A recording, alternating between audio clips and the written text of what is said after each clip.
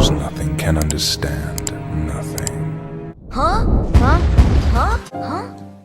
Hey, howdy, hey, Keyblade wielders, Disney fans, fans of JRPGs, Final Fantasy, and anybody that just has a pure heart, heart of light, heart of darkness, whatever. Wolfman 47 Dash here. I'm just going to put this down. So, before I go into this probably very long video, I am not going to go into the story of Kingdom Hearts. I know for a fact that this is a story that many people have tried to explain, and it's ever so complicated and confusing. What I am going to do today is explain the different worlds that appear in Kingdom Hearts, starting with the original worlds that are exclusive to the game and the worlds based on Disney properties.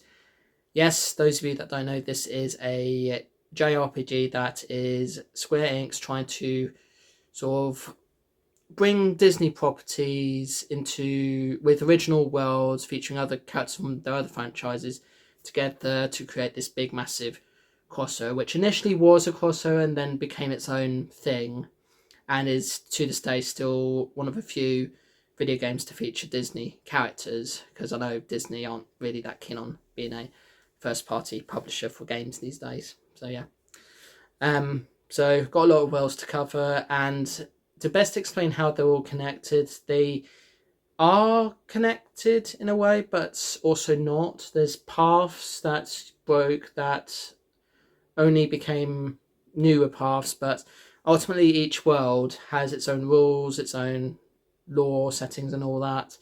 And the main thing about Keyblade wielders is that they can visit the worlds, but to keep the world order, they need to not mention anything about the existence of other worlds. However, that hasn't stopped certain Disney characters from realizing that there are other worlds in the Kingdom Hearts universe, and often try their best to sort of dissuade the characters from other worlds to not really go and really go into their worlds and cause mayhem and all that. So yeah, right, enough chat, let's get to the list of worlds. And I've put all the worlds on my list on my tablet down here, because I can't remember every single world in Kingdom Hearts. There's a lot of them, and most are picked usually for good reason.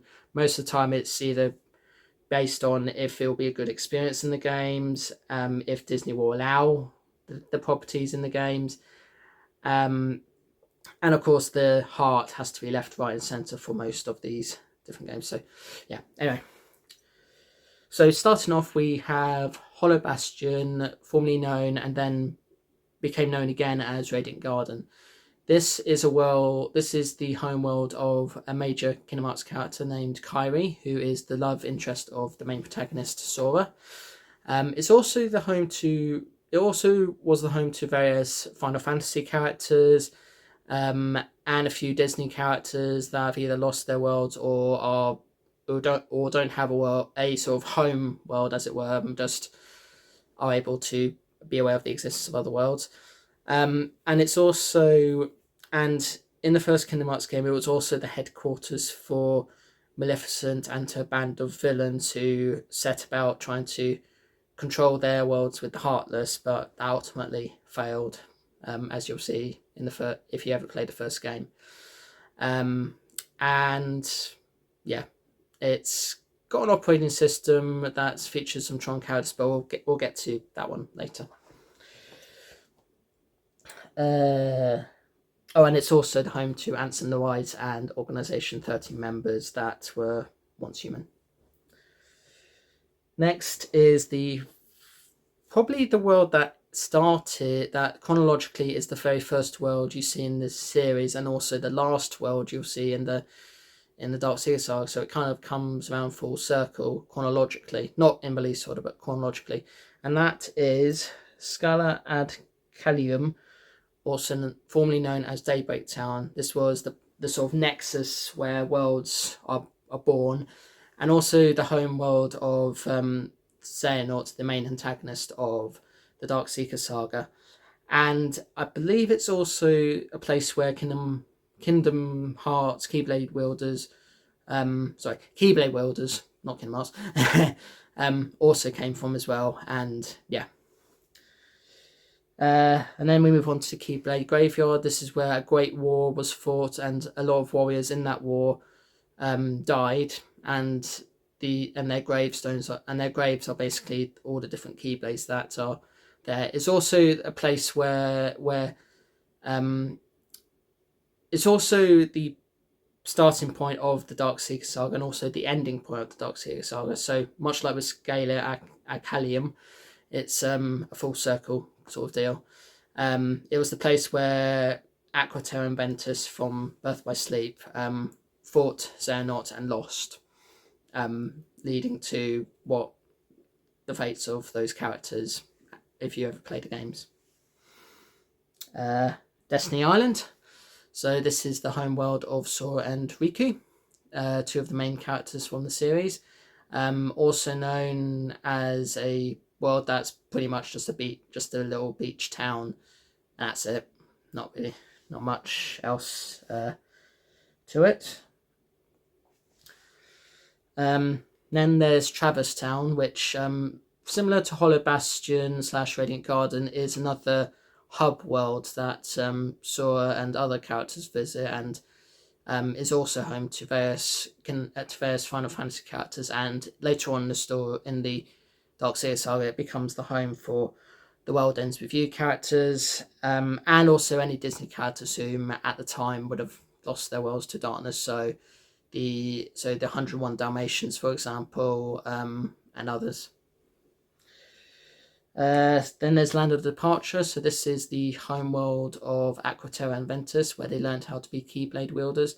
And upon its fall, it became a facility known as Castle Oblivion, which was used by Organisation 13 to manipulate the memories of Sora. And as a result of that, he had to be put into a sort of sleep state so that his memories can be restored back to how they were before travelling to Castle Oblivion.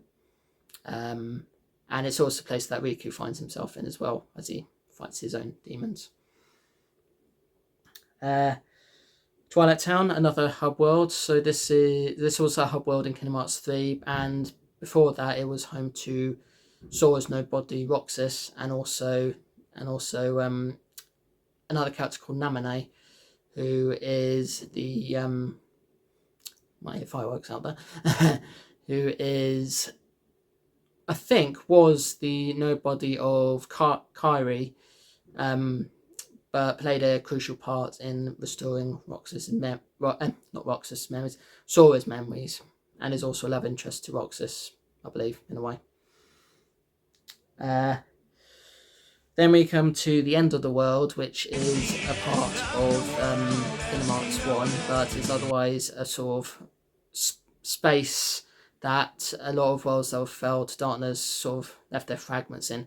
It was for a while the home world of Chronobog, the big demon character from the final segment of the original Fantasia, but when his world was destroyed, and the interesting thing about him is that he can't be turned into a Heartless because he's already a very big demonic demon that's already full of hate and darkness inside him already. So even if characters try to turn him into a Heartless, it wouldn't work because he's just already like that anyway.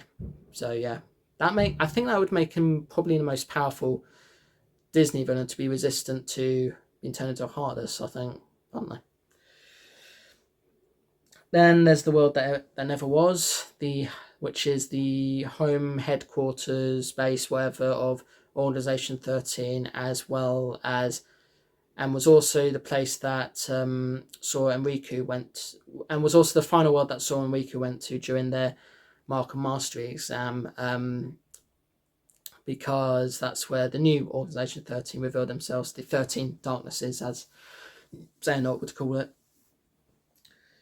Then we have the end of Sea, which is a place within or outside the realm of darkness, which was a place that Aqua spent a lot of time in after what happened in Birth by Sleep. And it's also a place that Sora and Riku find themselves at the end of Kingdom Hearts 1, not Kingdom Hearts 1, Kingdom Hearts 2, before finding their way back to Destiny Islands thanks to Kairi sending them a message that somehow got there. Dive to the Heart, which is basically a world that is pretty much where every game starts at, actually. Well, most anyway. It's the place where you see all those stained glass windows of the various Disney princesses and other characters. And it's here where Sora or whoever Keyblade world you're controlling decides what kind of journey they want to take, and other bits and bobs as well. Now I'm puzzled as to why this is called the final world, but anyway, this world, the final world, is the place before characters can go. Is basically the edge of the Kingdom Hearts universe before they can go into another universe, and it's a place where Sora ends up going to after saving Kairi in Kingdom Hearts 3, and he ends up in a place called the Quadratrum, or however it's pronounced, which we don't really know much about because that is where we're going to be playing much of in the upcoming Kingdom Hearts 4. So yeah, and that pretty much covers the sort of original Kingdom Hearts worlds. Yeah, that's pretty much my summary of them without going into too much detail. So now we move on to the Disney worlds, starting with Disney Town. So Disney Town is home to all of Walt Disney's original creations. So Mickey Mouse, Donald Duck, Goofy, Minnie Mouse, Daisy Duck, whatever the cow character is called. Oswald the Rabbit, I think, lives here as well.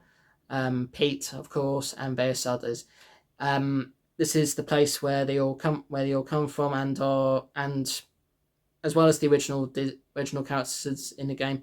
And these Disney characters are aware of the existence of other worlds as a result of Mickey being able to being a Keyblade wielder himself, and Donald and Goofy who go on their adventures with Sora in the games.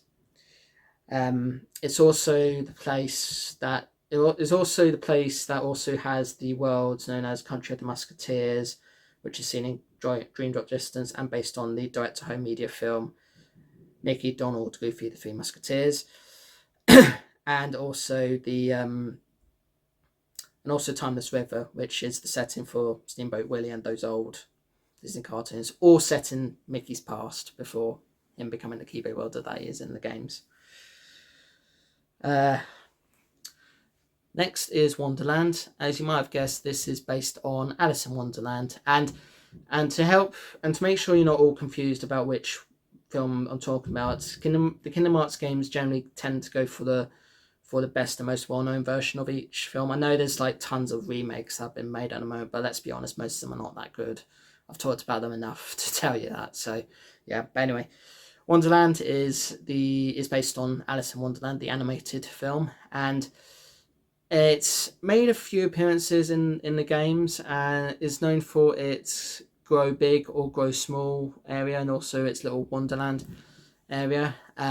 It's known to have Heartless in it, and it's a place that Sora, Donald, Goofy, and also Roxas visit on their various adventures.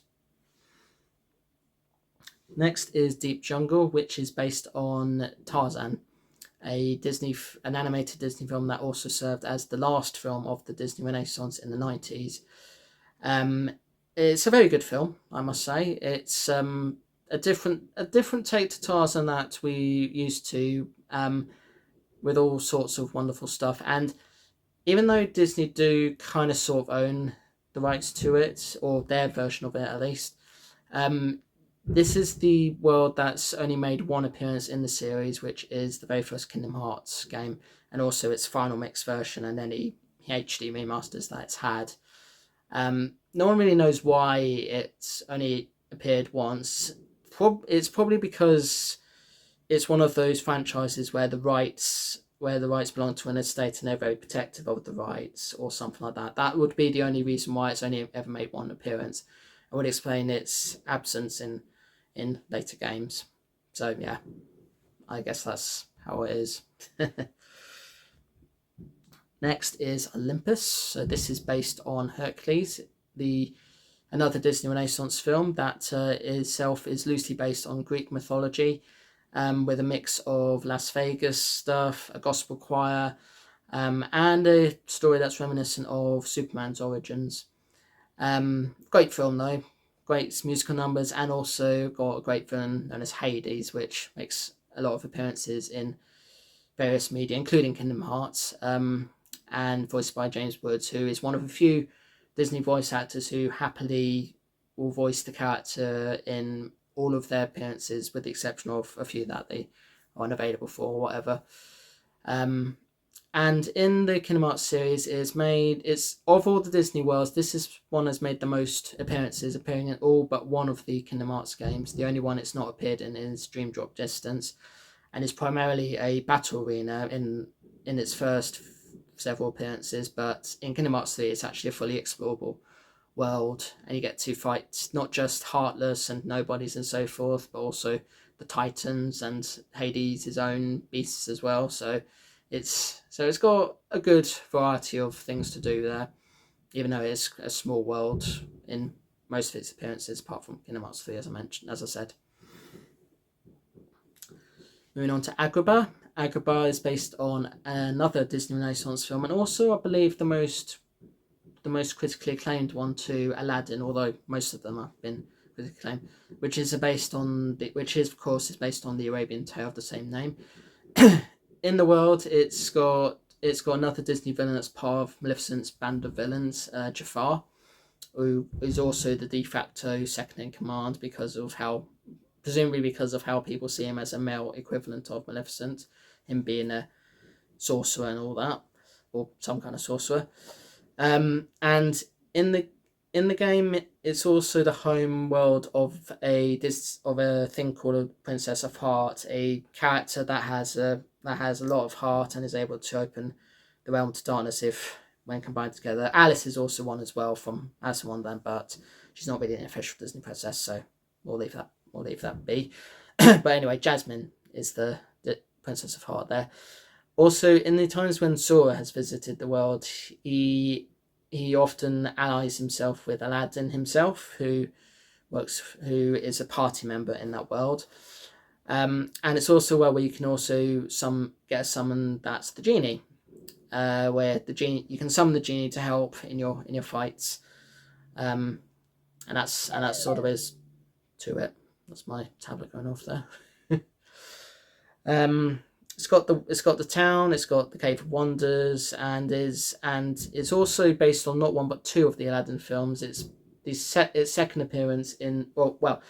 main appearance in Kingdom Hearts 2 is based on Aladdin: The Return of Jafar. So that's that one. Prankster's Paradise. Now, this is an interesting one. It's actually mainly based on Pinocchio, but a Pinocchio world actually appeared before its official naming, which was the whale Monstro, who after the destruction of their world is basically swimming the void, as it were, swallowing Geppetto and the other characters in there. But anyway, Prankster's Paradise makes its first appearance in Kingdom Hearts Dream Drop Distance as a sleeping world, and is the home world and is based on Pinocchio, one of the earliest of Disney's animated films. Also the home world of Jiminy Cricket, who's the official chronicler for Sora's adventures and all that.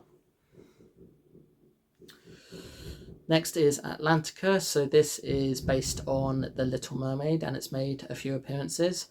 It's also one of a few worlds where whenever Sora, Donald and Goofy visit, they have to change their appearances to keep the world order. So in this instance, Goofy is a sea turtle, Donald is a Ursula-like octopus creature, half duck, half octopus, and Sora is a merman. And if you really think about it, Sora in this world is actually kind of sort of naked, because he doesn't wear his top, he doesn't wear his jacket, and he doesn't even wear his Kingdom Hearts necklace thing.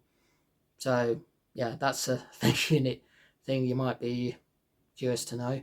But I should say before any of you jump to conclusions that he is technically a teenager in the whole series. So don't try and make advances to him when he's like that.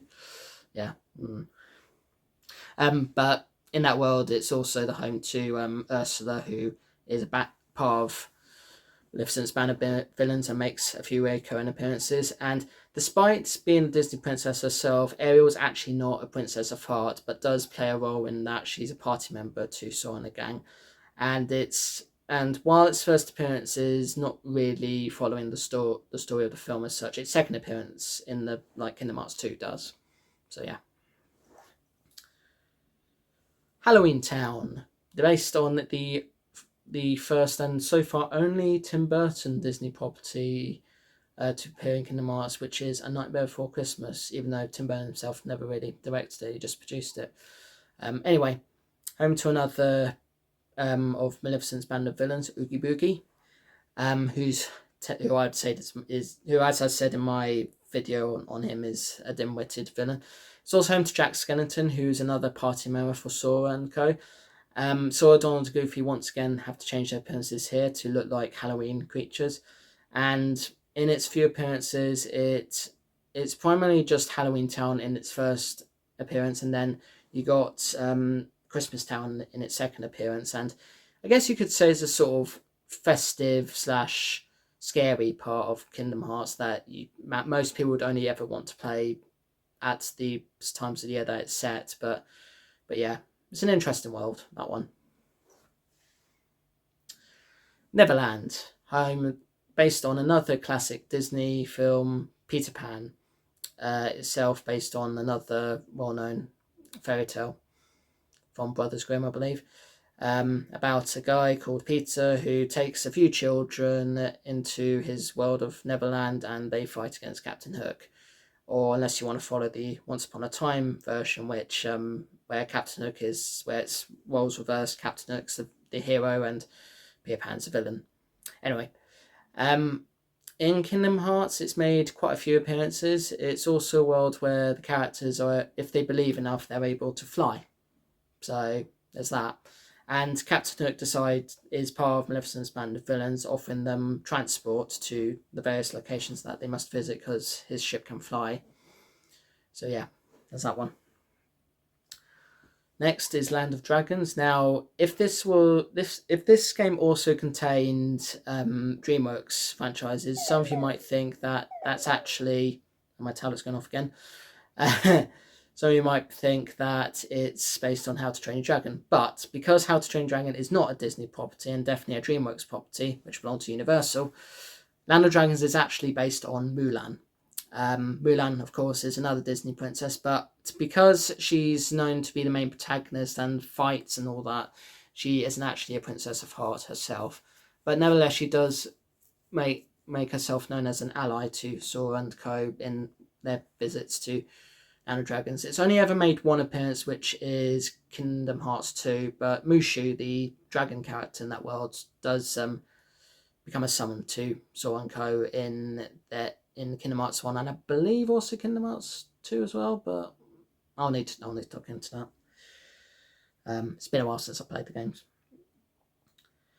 So the world of Beauty and the Beast, another Disney Renaissance film, has not really been given its official name as such, and we probably never will get its official name. So for now, it's just known as Beast's Castle because that's really all you ever visit, Beast's Castle, and it's made a couple. And even though Belle and the Beast do make a few appearances outside of their world, their world actually appears officially for the first time in Kingdom Hearts 2, in which an organisation 13 members caused some interference and it's brought a sort of void into their relationship, and certain events occur and you get to see iconic scenes from the film play out and all that. Gaston from the films is very absent, and probably for good reason. So yeah, that's that one. Next is the Caribbean, formerly known as Port Royal, but its expanded setting is the Caribbean. This is based on Pirates of the Caribbean, as you might guess from the name. It's made only 2 appearances in Kingdom Hearts 2 and Kingdom Hearts 3, with Jack Sparrow being a member of Sora's crew, so to speak. Its first appearance is based on the Curse of Black Pearl, and in Kingdom Hearts 3, tries to do a sort of Assassin's Creed Black Flag gameplay thing, and it's based and its next second appearance is actually based on the World's End, because the people behind Kingdom Hearts felt that it would be better if it was based on if a lot of time had passed between their times in the world, so that it's the events of Dead Man's Chest have happened, and yada yada yada. It also plays a part in Kingdom Hearts 3's story when they talk about the chest they're trying to find. But yeah, that's that one. So next we move on to the Pride Land. So this is of course based on one of my all-time favourite Disney film, and also another Disney Renaissance film, The Lion King. The world was actually meant to appear in Kingdom Hearts 1. In fact, quite a few things were supposed to appear in Kingdom Hearts 1, but because of technology at the time, it wasn't possible. So Pride Lands made its first official appearance in Kingdom Hearts 2, while Simba himself was a summon in the first Kingdom Hearts, and ends up becoming an ally to Sora and Co. in Kingdom Hearts 2. Because that world is primarily all animals and not not any humans as such, Sora, Donald, and Goofy once again changed their appearances. So Donald is a Zazu-looking bird. Goofy is in his Atlantica appearance, but more of a land turtle, and Sora is a very cute Simba cub-looking, cub. And also Pete changes his appearance as well to look like a lion similar to Scar. It's loosely based on the first Lion King, I believe. So yeah, that's that one. On to Maleficent's home turf, Enchanted Domain, which of course is based on Sleeping Beauty, and makes its appearance in Birth by Sleep, and it's one of the few worlds where darkness is well and truly there, and also a lot of sleep is there as well. A lot of characters from Sleeping Beauty actually do appear in the Kingdom Hearts games long before Enchanted Domain makes its appearance. So the three fairies roam around. The Maleficent, of course, is out there too, and of course Aurora herself is out there as well. So yeah, that all happens before it gets consumed to darkness, and yeah. Next is Castle of Dreams, another world based on a Disney princess Disney film, Cinderella. Not really much to it. It's a castle, does have some shrinking stuff to it, and yeah, that's all there is to it.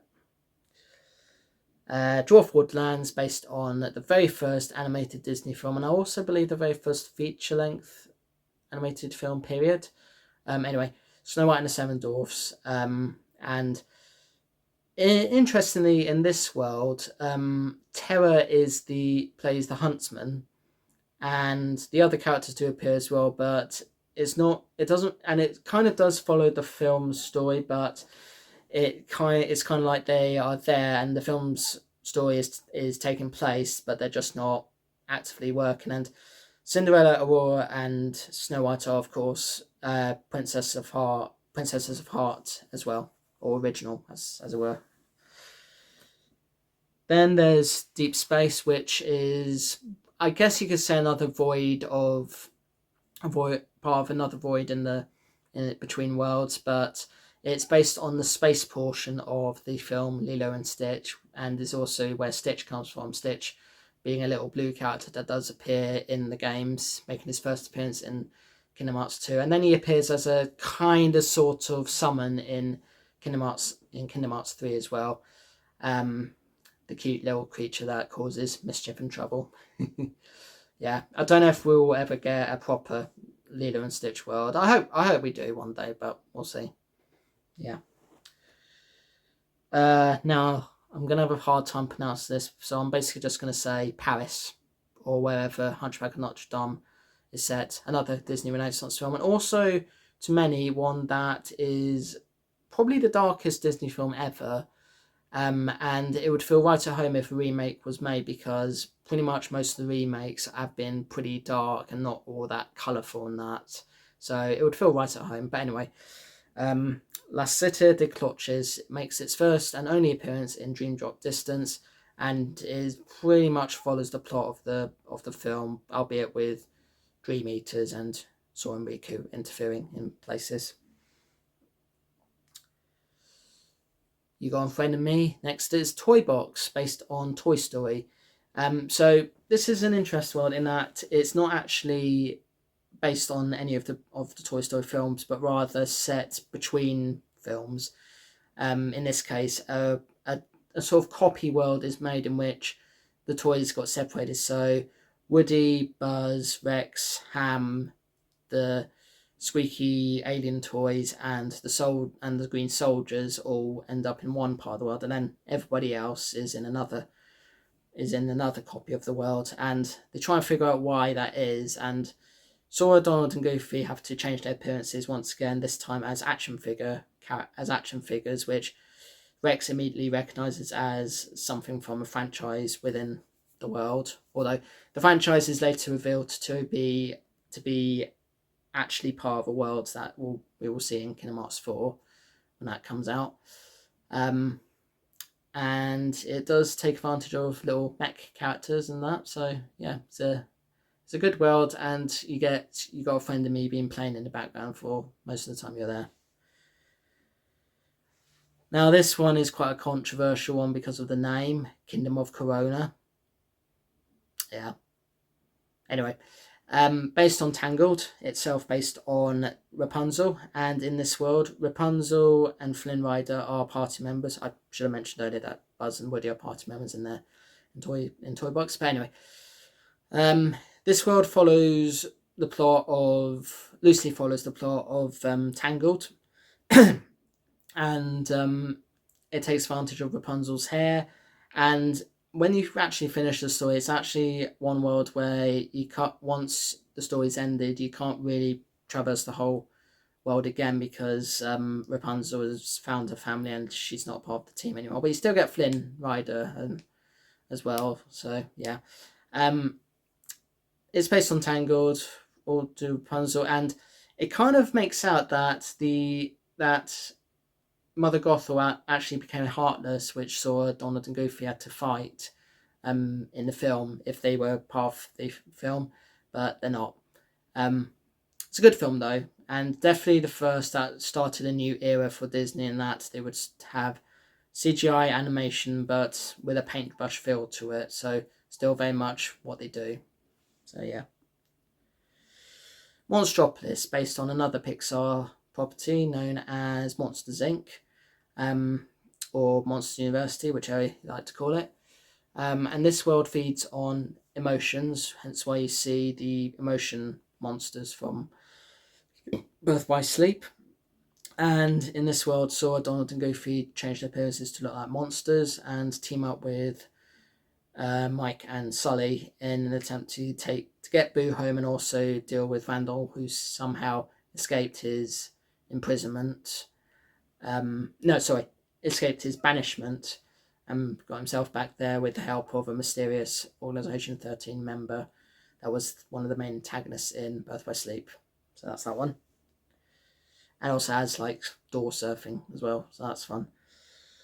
Arendelle, I don't think I need to explain this one to you. It's based on Frozen, featuring different characters. All the cast of the characters are back to voice their characters. Prince Hans becomes a Heartless, and the Abominable Snowman, or whatever his name is a party member. And he gets the Let It Go musical sequence in there as well. So yeah, that's all I'm going to say on that. You know the franchise, so moving on. San Francisco. So this is based on the film Big Hero 6, and also itself a Marvel property, and the only Marvel property to so far be featured in Kingdom Hearts, even though it was actually technically a Disney property that was based on a Marvel property but became a Disney property. Yeah. Baymax is your party member. You get to help the Big Hero 6 crew fend off against Heartless and Data-like beings from other places. So this has kind of like with how Monstropolis has a connection to Birth by Sleep, this one has a connection to Kingdom Hearts Coded in a way. So that's that one. A world that does feature a lot but appears as a book more than anything, it is the 100 Acre Wood. Yeah, 100 Acre Wood. Based on the Disney version of Winnie the Pooh. I have to say the Disney version now because that not only is there like the original version from the books, but there's also that horror version that I might give a watch one day. But yeah, it makes an appearance in most of the games, and in every appearance it sees Sora or some other character go into the world and just try and restore Pooh and the gang's memories and so forth. It's unique in that it's actually technically not an official world, it's actually a world within a book. So yeah, and it's also one not to feature any Heartless or any monsters at all, just primarily mini games more than anything. Symphony of Sorcery. So this is where the mysterious tower where Yen Sid lives. Yen Sid being Disney backwards. Yen Sid is actually a retired Keyblade wielder, but ends up helping Sora and the gang in that he becomes a teacher, an examiner, and even helps them in the final moments of Kingdom Hearts 3. The world that Mysterious Tower lives in, Symphony of Sorcery, is based on Fantasia. It's also the home world of Chernobog, as I mentioned earlier, and is not based on, and it doesn't have any, and in keeping with the film, it doesn't have any sound effects or anything. All the sound effects are placed with musical instruments, and you get to hear classical pieces. It's only made one appearance in Dream Drop Distance, but the Mysterious Tower part has appeared in most of the games since Kingdom Hearts 2. So that's that one. Right, nearly at the end. Next is The Grid or Space Paranoids. This is both based on the Tron franchise. Space Paranoids is actually the operating system that runs all the systems that are in Hollow Bastion / Radiant Garden, which Anson and Wise acquired from The Grid, and yeah. The Space Paranoids part is based on the first Tron film, whereas The Grid is based on the second Tron film, both featuring their own set of characters and so forth. And Sora, Donald, and Goofy don't, and Riku as well, don't change their appearances here because it's a world where everybody looks the same except for the face and everything. So it's one of those worlds where they do change appearances, but not in the usual way where Donald does his magic and yeah.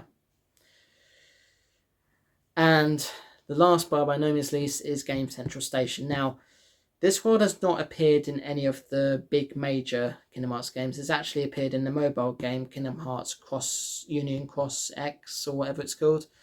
And as you might have guessed, it's based on Wreck-It Ralph, featuring the Fix It Felix Studios world, Heroes Duties world, and the Sugar Rush world within a central world.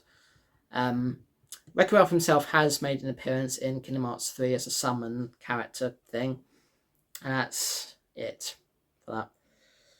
Okay, my mouth is watering and I need a drink, so that's the Kingdom Hearts world. They're all connected somehow, and the storyline is so confusing that I probably won't be having that as a topic in my Let's Talk About vlogs. But yeah, that's all the worlds, and one day we might get be able to explore all the worlds in the games, but until that day, we'll just have to wait. There was also a few worlds that were meant to appear in some games, but didn't appear until either later games or just didn't appear at all. And although most of the worlds in Kingdom Hearts 1, Kingdom Hearts 2 that were planned did appear in later games, like the Toy Story the Toy Story Monsters Inc. one, for example. A world based on Jungle Book, which was meant to appear in Birth by Sleep, never happened. But if you look in unused files for the game, you'll be able to access the world. And yeah, maybe one day it will appear, but I don't know if it will. So yeah. Okay. Thank you so much for watching. If you enjoyed the video, then please like, share, comment, and subscribe. See you in the next one. Peace to you all. And if you ever do try to explain a very complicated franchise, save your breath and just don't bother. It's what I do. Yeah.